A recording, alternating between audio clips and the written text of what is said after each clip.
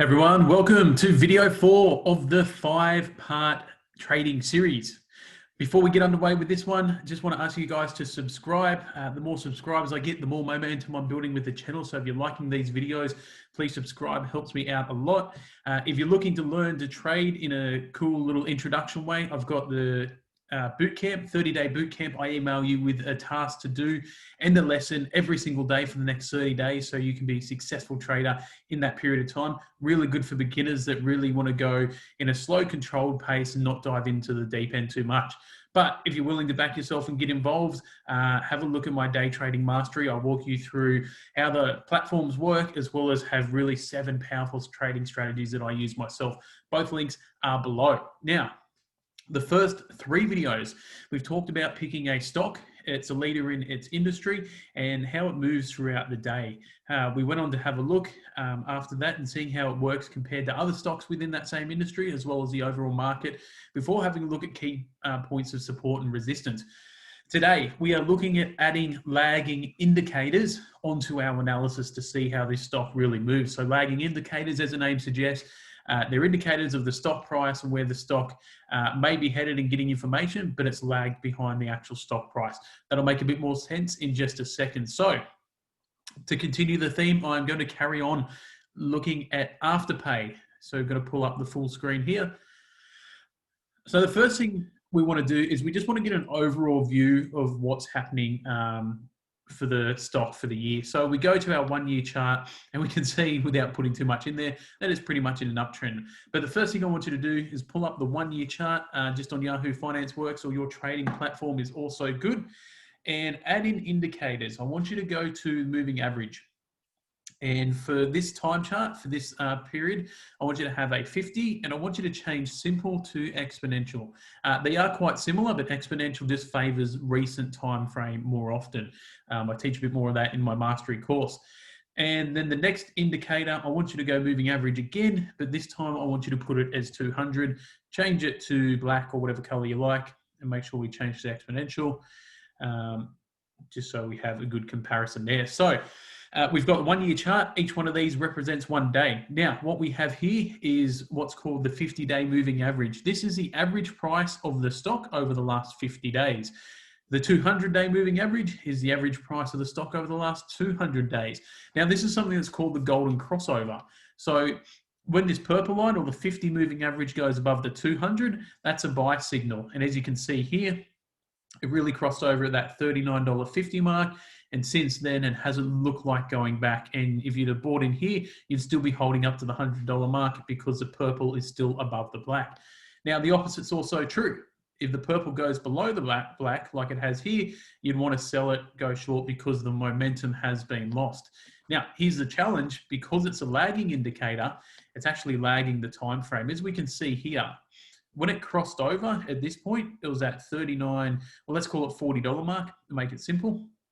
And you would have went 40 up to about $100, you know, so 2.5 times your money. However, the actual bottom of the market was down here when the stock was at about $9. So from $9 to 40, you would have made way more money in this period before it crossed over than this period over here. So that's one of the downsides. It's still really powerful, as you can see that upside there, but it doesn't predict the bottom of the market. So it's not designed for that. It's really designed to get a bit of a momentum. And even if we look here, if we'd have bought in when this purple went below the black, if we'd have sold right at the bottom, and we'd have been closed out of the position there. But this gives you a really good indication about the stock in general. If we have a look here, remember our previous analysis, we found that $75 was a really important mark because the price kept bouncing off and going up.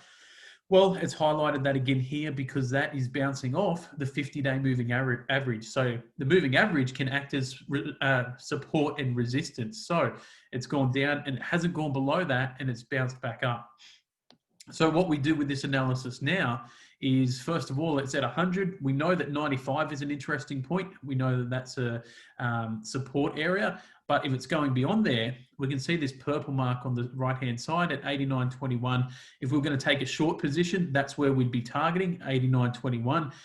Potentially $64, but I think a few other things that have to go wrong there for that to happen. So in this long run, we'd be looking at 89.21, or if the stock does go down to that amount, that'd be potentially a good buy signal to get in. Now, this is all that long-term, more swing trading, where you're holding a position for sort of weeks to months. That's what works really, really well for this. Now, another lagging indicator that I want to introduce you to, you go over here and you put in Bollinger Bands. And the setup I use is a period for the 20 days, and I do 2 standard deviations away from the mean. So if I bring this up, what that orange line going through the center is, that is the mean. So that is the average price over that period of time, the last 20 days. If we go to the top, that's 2 standard deviations above the mean, and the bottom line is 2 standard deviations below the mean. So what that means is, pardon the pun, what that means is that generally, if it's 2 standard deviations above, you want to be selling here, or you wouldn't be buying, because it goes to a mean reversion strategy. That means all things come back to sort of the average. So you can see when it pushes up to the top, it comes back down to that average point, and when it goes to the bottom, it pushes back up to the average. So when you're trading this, you don't want to be trading right in that middle, because that's what's called no man's land. You don't want to take a position here, for example. You don't know if it's going to go up. You don't know if it's going to go down. You'd be hedging your bets either way. However, if you're buying or selling rather at this top part, that's a much better indicator that it's going to go down and close out back closer to that middle part there. The other thing you'll notice is periods like this, and we identified this in previous videos with this particular stock, is what happens is there's big movement and then there's really small bars for a period of time. This is what's called a squeeze. And normally what's followed by a squeeze is a big sort of outburst. So this is really tight. You can see there's not much difference between the top, bottom, and the average until there's a bit of a breakout here, and now you can see a lot more space happening, and certainly here as well. And if we have a look, certainly buying in when it's down this bottom part here gives you a really, really good indication that it's below the average, and it'll be pushing back up to that middle part there.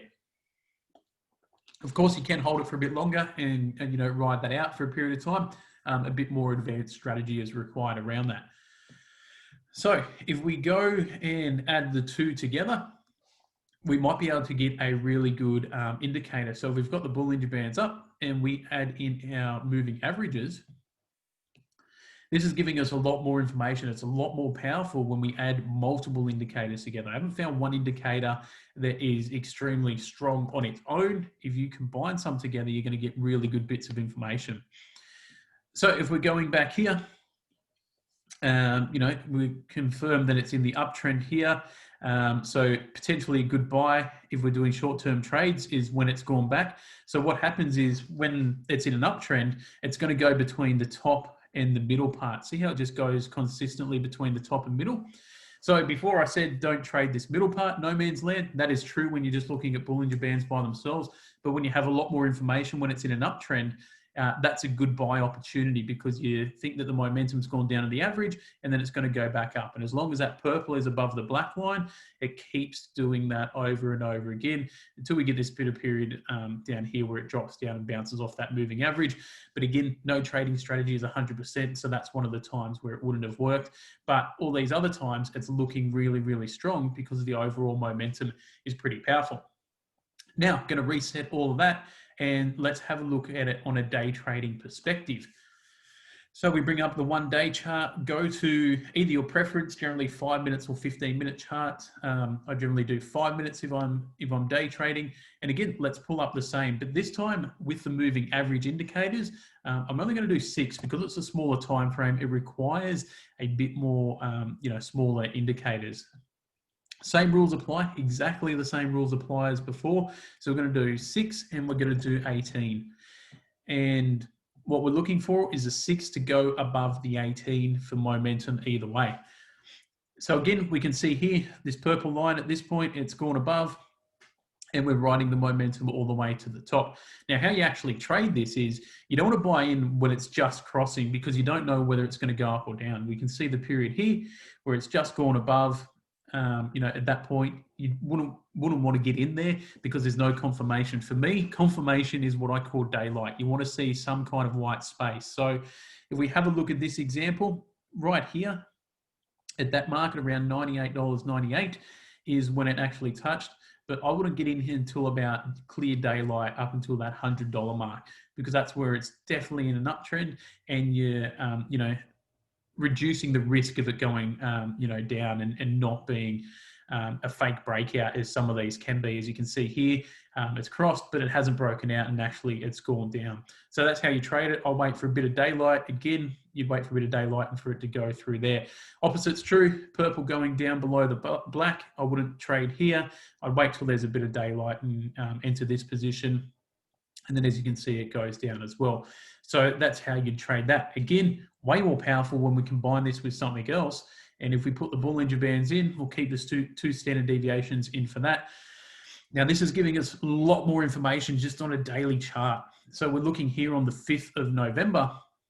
We can see that it kind of starts in the middle and there's a bit of a squeeze. There's not a lot of difference between the top and the bottom. And we know that when it's squeezing, it's actually going to just about to break out. And that's what it does. Purple goes well above the black there and starts to trade through. So having a look at how you might trade this.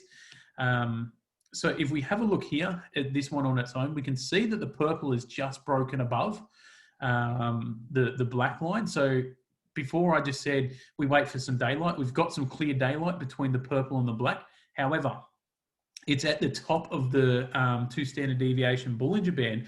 So we could avoid that fake breakout. Now, if we're just trading that moving average by itself, we could potentially get caught up here thinking it's going to break out and we'd lose money. We throw another analysis on their Bollinger Bands, and we can see, you know what, that's not lining up. Let's not get out of there. It could be a fake because it's already trading well above 2 standard deviations away from the mean. So we'd avoid that. And what we'd actually do here is when the purple goes below the black, signaling a downtrend, we'd be looking to sell the position. But again, we wait till there's a bit of daylight, and we'd have daylight here. Now, because we've got Bollinger Bands, it's actually 2 standard deviations away. So remember our rule, when it's in a downtrend, it goes between the middle and the bottom. It just keeps going between those two. And when it's in an uptrend, it'll go between the middle and the top. So we'd wait till it actually got back to this middle part, and we'd buy in here at around that $103 mark. And then we'd probably get out at probably around, you know, $101. You know, that's $2 or around almost 2% of the trade, which you don't think is a lot. But we have a look when we'd have bought in at 11:45, got out at 2:30. So 3 hours for 2%. And if you're trading that on leverage, depending what leverage you're trading, 10 to 1 gives you a 20% return in about 3 hours. So that's what lagging indicators are. Start putting them on your charts. Have a look at how that particular stock responds to them. You can see Afterpay responds really strongly to these 2 lagging indicators. Again, they're lagging for a reason. I will just say this one here, this red mark, this will happen, but that's when around the US election was going on in Australia, and it looked like Trump was winning, then Biden was coming back, then Trump was going to win. So there was a lot of uncertainty in the market, and that's why we see that big red bar. But jump on Yahoo Finance. It's a really good place to start. Your trading platforms, your good ones, should have these indicators in there. Have a look at the overall trend for the year, then break it down into your day trading area so you can get key support and resistance levels. Have a look at the overall momentum and find out when you can buy and sell. If you like this stuff, this is only scratching the surface. The Day Trading Mastery goes into a lot more detail around these strategies, and it covers 7 strategies as well. But if you like to take things a bit slower and learn in increments, jump into the bootcamp. Both links are down below. And if you're liking this stuff, subscribe to the channel and you'll get notified every time a new one of these videos drop.